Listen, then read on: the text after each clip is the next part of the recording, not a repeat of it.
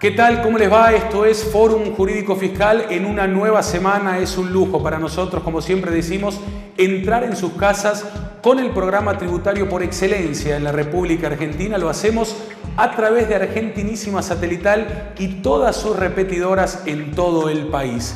Contador Pena, hemos tenido el último programa realmente espectacular, muchísima repercusión, la presencia del doctor Humberto Bertazza y del doctor César Litvin para tratar el proyecto de la reforma, y realmente imperdible fue este programa. Lo pueden volver a ver en nuestro sitio web exclusivo forumjuridicofiscal.com.ar. Hoy tendremos nuevamente la presencia del doctor Humberto Bertazza, también tendremos nuestro habitual ¿Qué pasó en la semana? Pero en este primer bloque vamos a ir al encuentro de un amigo de la casa. Estamos hablando del doctor Martín Caranta. Siempre es bueno tenerlo con nosotros, siempre a disposición para participar en el programa y para seguir hablando de lo importante, de lo que se viene, de la reforma. En este caso, específicamente de la reforma en el impuesto a las ganancias en lo que hace a renta extranjera, tema muy importante realmente. El doctor Martín Caranta aquí en Fórum Jurídico Fiscal.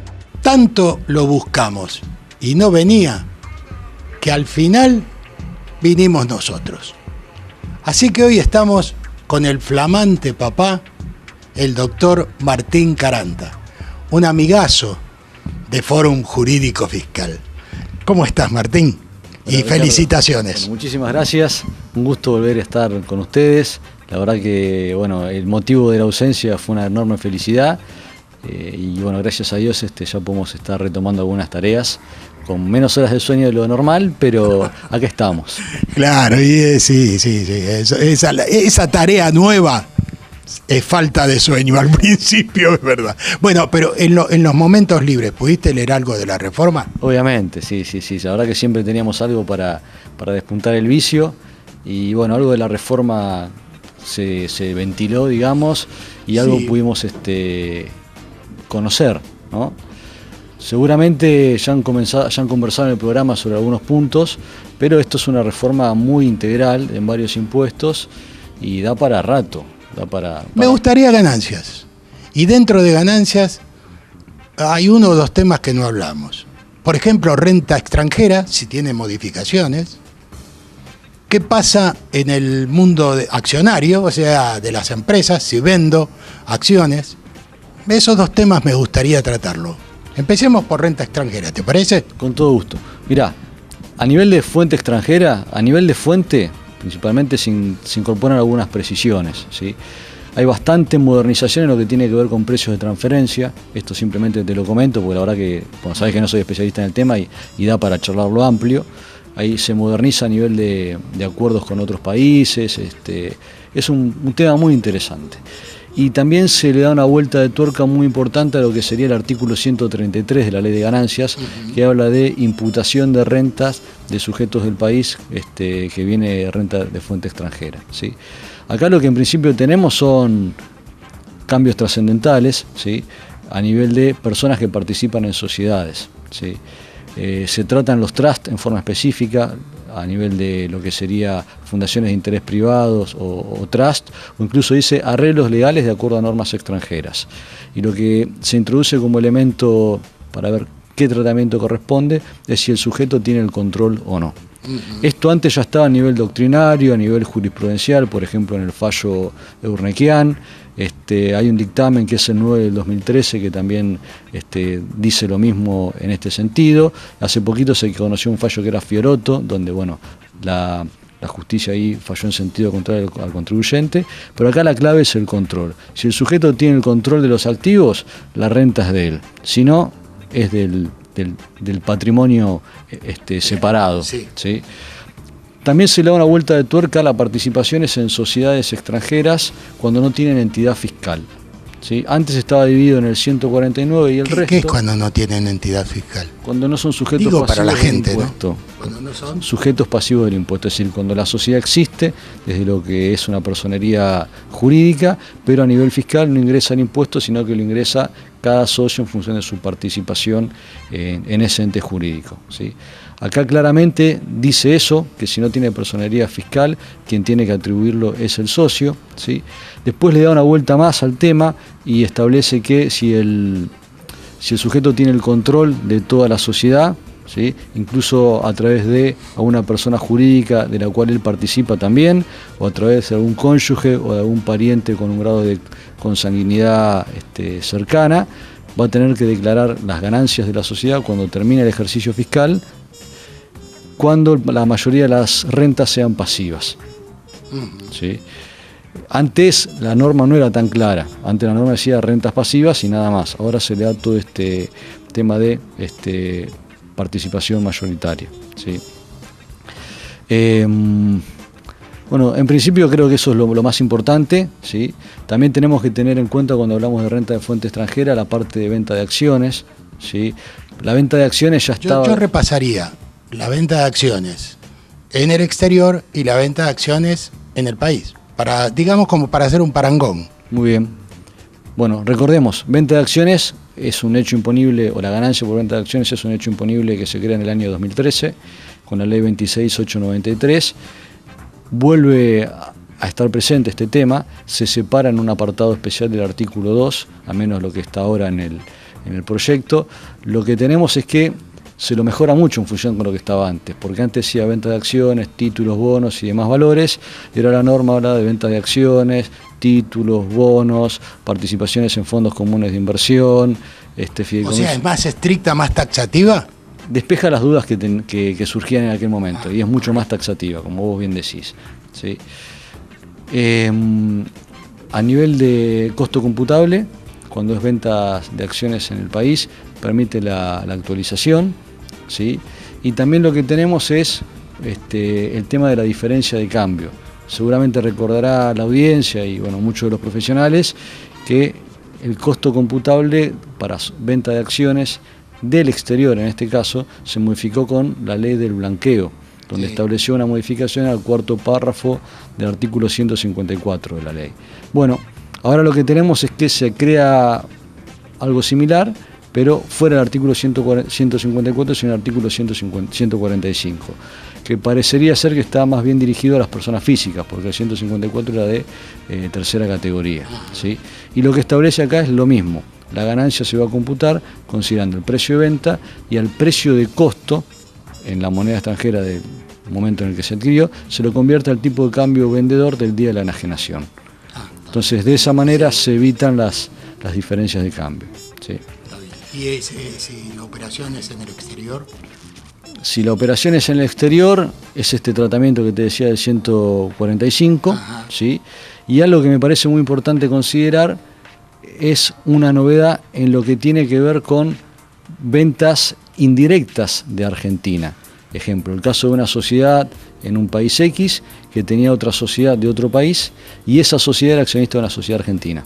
Si se transmitía a la sociedad del medio, antes no había una transmisión de acciones argentinas, entonces la venta quedaba excluida del objeto. Ahora se establece una gravabilidad de transferencias indirectas, cuando el 30% más del patrimonio de la sociedad extranjera que se enajena contiene activos de Argentina, esa transferencia queda alcanzada. Sí. Gracias, Martín. Un placer. Y felicidades nuevamente. Muchísimas gracias. Muy bien, pasó el doctor Martín Caranta, realmente muy importante el bloque que acabamos de ver, renta de fuente extranjera y venta de acciones, el impuesto a las ganancias, lo que se viene con la reforma con respecto a ello, contador Pena, así que un lujo tenerlo al doctor Martín Caranta aquí. Nos vamos a ir a la pausa, pero antes vamos a dar cuenta de la circular 5/17, muy importante. Recuerden ustedes que a través de la resolución general 4132, la administración preveía controles sistémicos y periódicos a las facturas o documentación equivalente. Esto para controlar las llamadas usinas de facturas apócrifas y establecía que en el caso de que se detectaran inconsistencias, aquellos contribuyentes a los que se les detectara solo podían emitir facturas M. A través de esta circular, la que dije, la 5/17, la AFIP aclaró ante las numerosas consultas de distintas entidades profesionales. En primer lugar, como dijimos, lo que busca es detectar la emisión de facturas apócrifas. Entonces debe haber inconsistencias grandes entre lo que se factura y la realidad económica del contribuyente. Y en segundo lugar, estableció que en el caso de que existan algunas inconsistencias aisladas o formales, eso no será tomado en cuenta para exigir la emisión de factura M. Me parece que era una circular importante y había muchas consultas con respecto a ello. Ahora sí les propongo la primera pausa del programa, cortita, no se muevan de allí. En el próximo bloque tenemos al doctor Humberto Bertaza y además nuestro habitual ¿Qué pasó en la semana? Pausa y enseguida volvemos.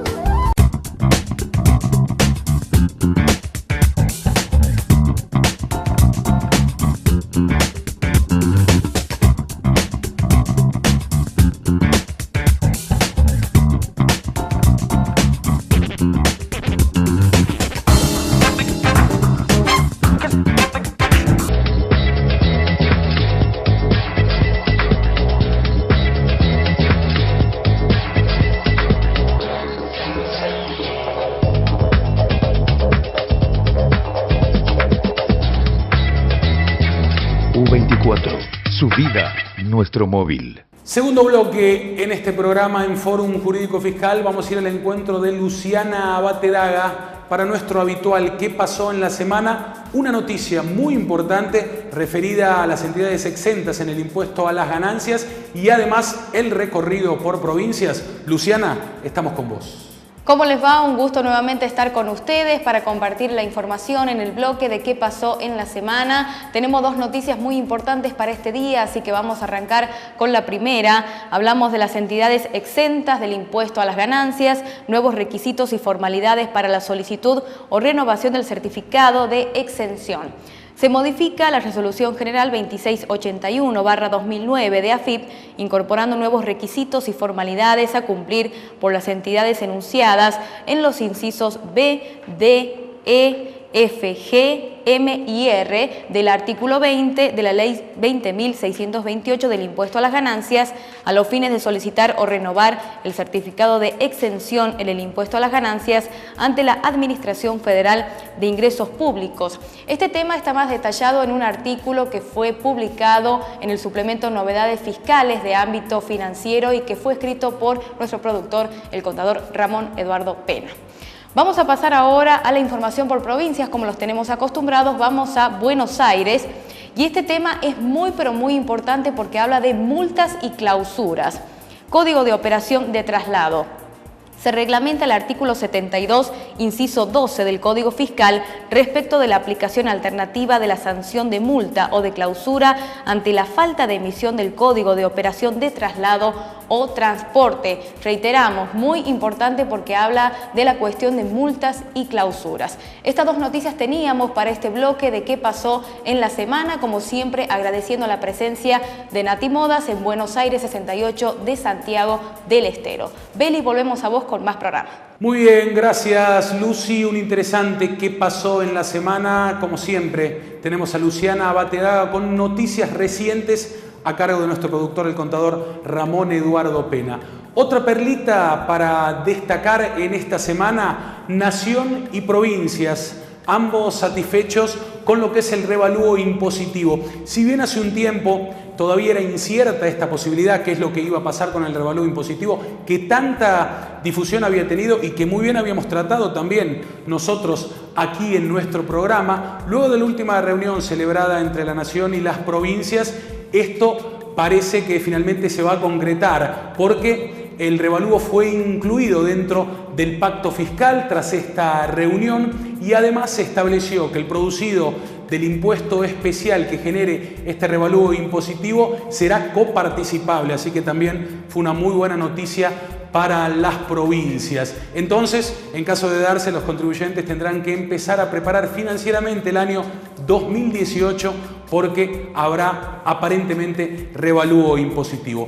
Vamos ahora al encuentro nuevamente y un lujo del doctor Humberto Bertaza. Seguimos con la reforma, esta vez el proyecto de reforma de la ley penal tributaria, ¿no? Un especialista, hemos tenido a él como principal expositor junto al doctor César Lidvin en el programa anterior. Hoy nuevamente lo tenemos y es un placer en Fórum Jurídico Fiscal, el doctor Humberto Bertaza. Bueno, la ley penal tributaria, aunque no se haya difundido, también fue motivo de reforma. E indudablemente, ¿con quién vamos a hablar? Si no es con el doctor Humberto Bertaza, sobre el tema de las reformas en materia de ley penal tributaria, que no son pocas, ¿no? Que no son pocas. Gracias por estar. Por favor, un verdadero gusto. Y además te diría, Ricardo, que vamos a hablar de lo que no se habla. Claro. Vamos a hablar de lo que no se habla. Es verdad. Y no es tema menor este, ¿no? La ley penal tributaria no es un tema menor. Bueno, primer punto. Hoy, perdón, te corté, pero hoy es peligrosa. Totalmente. Con los montos que tiene, hoy es peligrosa. Justamente.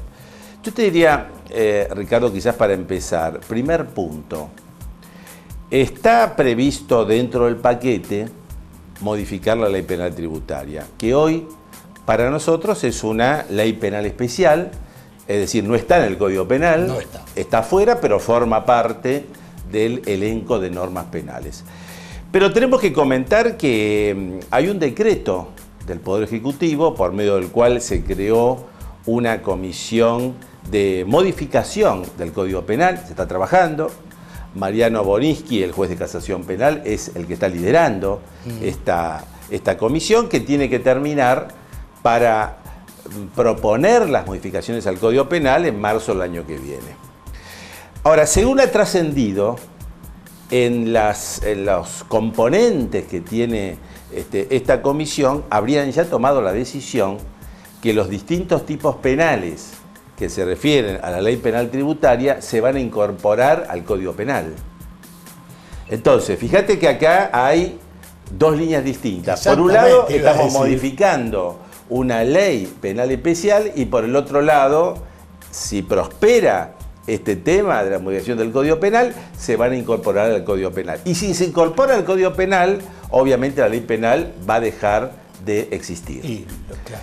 Entonces ahí va a darse el siguiente problema. En la ley penal nosotros tenemos las normas penales, lo que sería el derecho penal material y lo que sería el derecho penal procesal, que son las normas procesales que tiene la ley, que obviamente como son procesales no se pueden incorporar al Código Penal, con lo cual en ese caso va a haber que resolver todas las normas procesales dónde van a ir a parar. Y yo creo que si esto fuera así, habrá algunas que van a ir a parar a la ley de procedimiento fiscal, habrá otras que van a ir al Código de Procedimientos en materia penal y habrá otros que van a ir al Códigos Procesales Provinciales, porque a su vez cada uno tiene el suyo. Sí, ¿no? y porque esto en la ley penal tributaria alcanza a las haciendas locales. Claro. Exactamente. Bueno, así que digamos, un poco para ubicarnos en el tema, que estamos avanzando con la reforma en esto, pero todo lo que se puede llegar a ver quizá tiene poca duración si el otro tema del Código Penal se confirma. Ahora vamos a las ideas de la ley penal tributaria. Primer aspecto es lo que vos señalaste, lo peligroso de esta ley, porque obviamente la inflación hace que los pisos de punibilidad, o sea, los pisos que definen cuando algo es delito o contravención, se van deteriorando como consecuencia de la inflación. Y entonces hay cada vez más casos que entran en el tema penal por un tema inflacionario. Esto es obviamente ajeno a lo que es el derecho penal, ¿no? Eso es realmente... Bueno, esto hace que la idea es adecuar estos valores, este tema ya lo tuvimos en otra oportunidad, adecuar los valores de manera que el número que hoy tenemos se multiplica por 2.5. Si la evasión simple... Eso sería la primera actualización. La primera, claro. Correcto. O sea que si hoy tenemos 400.000 pesos, esos 400.000 pesos se van a llevar a 1 millón de pesos. para la evasión simple. Y para la evasión agravada, que son 4 millones, por 2,5 daría 10 millones de pesos. Y ahí tenemos entonces el punto de partida. Después se adecúan los otros, ¿no? Porque hay distintos valores para otros tipos penales. Pero digamos, la retención. Exacto, la retención. Todo más o menos se adecúa con este factor de 2,5.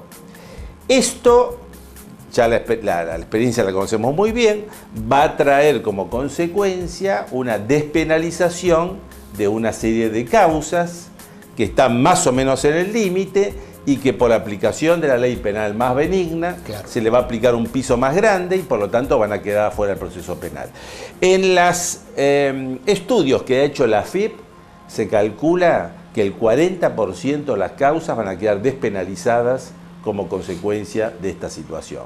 Bueno, quizás eran los 40 que no tenían que haber entrado. Claro, exactamente. Este es el otro tema, ¿no? Entraron porque tenían... Claro. Ahora, ¿no va a haber una unidad de ajuste que, digamos, se aplicaría en procedimiento y también en la ley penal tributaria? Exactamente, claro. O sea, con esto, digamos, actualizamos la fotografía. Sí. Y ahora viene la película. La película es para más adelante, y para más adelante lo que se ha buscado un mecanismo que es terminar con los efectos de la inflación en una norma penal, ¿no? Y entonces, ¿de qué manera se ha pensado a esto? Justamente hacerlo con una unidad de medida tributaria, que se aplicaría para varias cosas, por ejemplo, en las leyes de impuestos nacionales para los impuestos mínimos, o para las multas, que de ser así, las multas ya no van a tener lo que teníamos antes, que se recurrían y se quedaba en moneda histórica. Y ahí la inflación favorecía al contribuyente. En este caso va a haber una actualización automática, anual, que se va a hacer en función del índice de precios al consumidor. Entonces, todos los años, esos valores que hay que definirlos, esto se piensa que esto se va a definir en septiembre del 2018, para empezar a aplicarse el 2019. Entonces, estos valores van a actualizarse. Y este valor también se va a aplicar a la ley penal tributaria. Bueno, esto es una garantía. Esto es, exacto. Es una garantía que vos sabés que estás siempre dentro de la realidad económica. Exactamente. ¿No? Con lo cual, bueno, esto creo que es una buena noticia. Esto es sin lugar a duda una buena noticia. Lo que siempre me preguntan que pregunte, para cerrar hiciste un informe, realmente hiciste un informe. ¿La bala de plata? La bala de plata había quedado en el tiempo porque había sido reemplazada por la presentación espontánea, y la idea es volver atrás, es eliminar la presentación espontánea y volver con la bala de plata. Y esto tiene como efecto importante que la bala de plata se va a aplicar para cualquier delito, en principio, pero por una sola vez. No como la presentación espontánea, que la presentación espontánea se aplicaba la cantidad de veces que el contribuyente podía tener necesidad. Esto es muy importante, ¿no? Claro que sí. El contribuyente se encontraba más seguro antes, porque tenía la presentación espontánea para ir definiendo una estrategia procesal. Esto no va a ser así, la bala de plata para todos los delitos, menos los delitos que se refieren a apropiaciones indebidas de impuestos y de seguridad social, que tampoco van a tener la bala de plata. O sea que ahí hay que alertar, sí, que apropiaciones indebidas de impuestos o de seguridad social no van a tener este paraguas protector. Con la claridad de siempre. Gracias, Humberto. Gracias a ustedes y hasta cualquier momento. Muy bien, se está terminando este programa de Fórum Jurídico Fiscal. Ha pasado el doctor Humberto Bertaza. Gracias a todos los que estuvieron en el programa en el día de hoy. Un muy interesante que pasó en la semana, y también el doctor Martín Caranta. Sobre el final, el doctor Humberto Bertaza destacaba un tema muy importante, y está nuestro productor ejecutivo, el contador Ramón Eduardo Pena, para hablar de ello. Contador, ¿desaparece la presentación espontánea y vuelve a funcionar todo como ocurría allá por el año 2011? Sí, es un tema muy importante, como decía el doctor Bertaza, como lo dices vos, porque desaparece la figura de la presentación espontánea que tanto se habló, y vuelve la extinción de la acción penal por pago, conocida como la bala de plata. No es igual, porque hasta el 2011 la extinción de la acción penal abarcaba únicamente la evasión simple en el tema impositivo y la evasión simple recursos de la seguridad social, artículos 1 y 7. Ahora en el proyecto abarca la evasión simple en la parte impositiva, la evasión simple recursos de la seguridad social y también se incorpora la evasión agravada tanto en la parte impositiva como en los recursos de la seguridad social. Y finalmente el aprovechamiento indebido de los beneficios fiscales también se incorpora. Eso por un lado. También se modifica el tema del plazo, o sea, la extinción de la acción penal debe efectuarse cuando se pague el capital y los intereses dentro de los 30 días hábiles posteriores al acto procesal en el cual se notifica fehacientemente de la imputación penal. Es una modificación también con respecto a la ley que estaba vigente hasta el 2011. Qué interesante realmente, entonces, plazos y capital e intereses, contador Pena. Clarito. Eso está clarísimo. Antes no decía del plazo referido a que se incorpora ahora, sino decía el requerimiento fiscal del auto de elevación a juicio, nada más.